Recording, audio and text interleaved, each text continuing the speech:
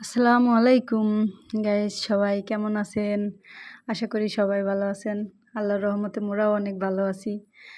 মুই এমন একটা মানুষ, কাজ না করতে পারলে মোর মাথাটা ঘুরাই। কাজ না থাকলেও খুঁজে খুঁজে কাজ বার করা কিছু মানুষ আছে না, মুই এলাম হেইয়ের মধ্যে একজন।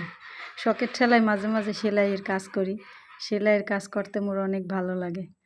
আজকে একটু কাজ কম দেখা কতগুলা হালাইনি টুকরা কাপড় লই আইছে ছোট বাবুর লেগে একটা জামা বানামো। যাই হোক, সেই টুকরা কাপড়গুলারে মুই আবারও টুকরা টুকরা বানাই আবার এখন জোড়া দিতে আসি। দেখি কি হয়। মোর বরিশালে কথা শুনলে মোর বাপের বাড়ির মানুষজন হাসাহাসি করে। কি করমু কন, মোর ডাইনে বামে সামনে পিছে সবই তো বরিশালে। এই বরিশালে থাকতে থাকতে তো আমিও বরিশালে কথা শিখে গেছি। এখন জামাটা বানাই লই, দেখি জামাটা কেমন হয়। জামাটা যার লেগে বানাইতেছি তার গায়ে ঠিক মতো লাগে কিনা, কোনো মাপ টাপ নেই নাই, বানাইতেছি এমনি এমনি। এই তো এখন জামার উপরের পাটের কাজটা শেষ, এখন এই নিচের পাটের কুচিটা দিয়ে দিলেই হইবে।